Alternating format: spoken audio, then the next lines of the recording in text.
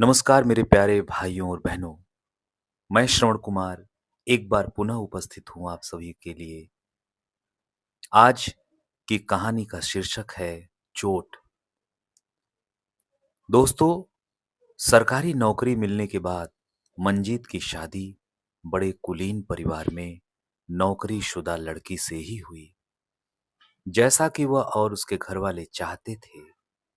कुछ समय के बाद मंजीत शहर में ही अपनी पत्नी के साथ सेटल हो गया।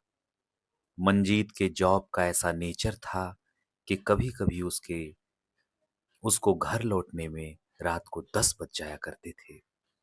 कुछ वर्षों के बाद जब बच्चों के पालन-पोषण में दिक्कतें आनी शुरू हो गईं, तो कभी दादी, कभी नानी आया जाया करती थीं। बच्चों के बड़े होने पर स्कूल में उनके दाखिले की चिंता सताने लगी। वे दोनों पति-पत्नी बच्चों के भविष्य को लेकर काफी चिंतित हो गए। कुछ दिनों के बाद आम सहमति से मजबूरन उन्होंने दोनों बच्चों का दाखिला एक डे नाइट क्रेच में करा दिया।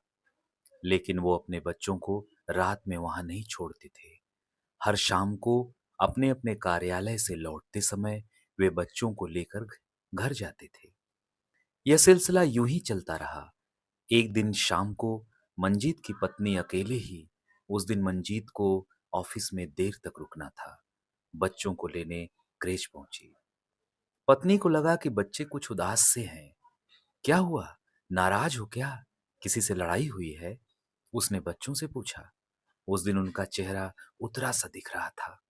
बच्चों ने कोई जवाब नहीं दिया, तो वो क्रैच के केयरटेकर मैम से पूछने आगे बढ़ी। इतने में उसकी बेटी केयरटेकर के पीछे जाकर छुप गई और अपनी मम्मी के साथ घर न जाने की जिद करने लगी। बहुत मनुहार करने, समझाने बुझाने पर भी बच्चे घर जाने के लिए तैयार नहीं हुए, तो मंजीत की पत्नी ने जबरदस्ती कार में बिठा दिया। फिर भी उनका चीखना चिल्लाना बंद नहीं हुआ। वो कार के अंदर हाथ पैर पटकते रहे। रोते चीखते दोनों उसकी गोद में ही सो गए। उस दिन मंजीत की पत्नी बहुत चिंतित हुई।